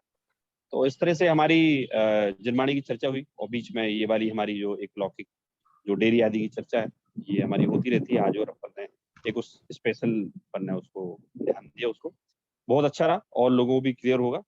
तो चर्चा तो एकदम बराबर है कि क्रूअलिटी है और हिंसा है और हमें नॉलेज में आई है, तो अगर उस सोर्स हमें पता है तो बराबर उस पदार्थ का हमें सेवन तो नहीं करना चाहिए। सत्यता तो यही है। और आदर्श तुम्हें स्वाध्याय कुछ हम क्वेश्चन था? आदर्श को कुछ क्वेश्चन था, उसने हाथ भी रेज किया था, पता नहीं वो। हाँ, आदर्श बताइए बताइए। देयर? हाँ, हाय प्रेरित। बस वही डिस्कशन पे पूछना था कि ये ग्रास फेड मिल्क का जो आता है अपना ग्रास फेड काउस, उसका भी सेम ही मतलब ये होता होगा, उसमें भी ये सारी चीजें सिर्फ application- ग्रास दिया That's जाता a है, खाने के लिए marketing ग्रास gimmick. दिया जाता It's a marketing gimmick. है। ओके ओके, ग्रास फेड से कुछ फर्क नहीं पड़ता ना, बछड़ा तो अभी भी कट ही हो रहा है। Right right. ना मतलब ग्रास प्रोसीजर फेड सारे मतलब घास काउ खिलाते हैं वो क्या? ट्रीटमेंट इज ऑल सेम ऐसा उसमें भी? ठीक है। ग्रास रेट में क्या होता है आदर्श जी? क्या घास खिलाते हैं वो यूं? यहाँ पे ऐसा ग्रास फर्ड करके मार्केट करते हैं कि ये हमारी ग्रास फर्ड गाय है। सौरभ जी वहां पे कैसा है, वो मार्केटिंग स्किल कैसे है कि बहुत लोग यहाँ पे क्या कहते हैं, मतलब भूसा खिलाते हैं, मतलब अच्छा मटेरियल नहीं खिलाते, तो मिल्क का क्वालिटी अच्छा नहीं है। अब ग्रास फेड मिल्क में अच्छा क्वालिटी का ग्रास खिलाया, या फिर जैसे प्रेरित बोला था मिक्स नॉन वेज स्टफ नहीं खिलाया, सिर्फ ग्रास खिला रहे, ऐसा बता के they are trying to tell you that the quality of the milk is like organic और अच्छा है, ऐसा बता रहे हैं। अच्छा, But अच्छा, अच्छा। उससे कुछ कुछ ये नहीं होता है, मींस हाँ, ओवरऑल जो इंदौर में तो एक मैं बढ़िया चीज बताऊं आप लोगों को, यहाँ ऐसी घास की, हरे घास की दुकानें लगी होती हैं। मतलब वो अच्छी चीज है, हिंदू लोग उसमें से, मतलब वो घास वालों को एक अलग से सीजन होता है, मतलब वो अलग से दुकान होती है, सुबह से घास की वो लेके आते हैं, हरे घास की, और वो एक एक पूला ले जाते हैं। मतलब वो जो घास का पूला होता है ना, एक एक ले जाते हैं खरीद के, 10 20 30 40 50 रुपए का एक आता है। और वो जो गौशालाएं होती हैं या वो जहां जहां उनको देना होता है तो वो देते हैं, तो वो हिंदू लोग उसको गौदान मानते हैं। मतलब वो लोग भी यहाँ ऐसा करते हैं ये लोग। तो खैर हर चीज के एक अच्छे बुरे पहलू होते हैं। तो एक श्रोता की बात हम कर रहे थे, तो इस तरह से हम लोगों की आज की श्रोता का चर्चा पूरी पूरी हुई। नेक्स्ट टाइम मिलते हैं हम लोग, समय साथ जय चर्चा करेंगे। निज निधि निज में बताई यह अनंत उपकार है, सके लिए जिन वाणी माँ को वंदना शत बार है, वंदना शत बार है। जय जिनेंद्र सभी को। जय जय। जय जिनेंद्र। जिनेंद्र।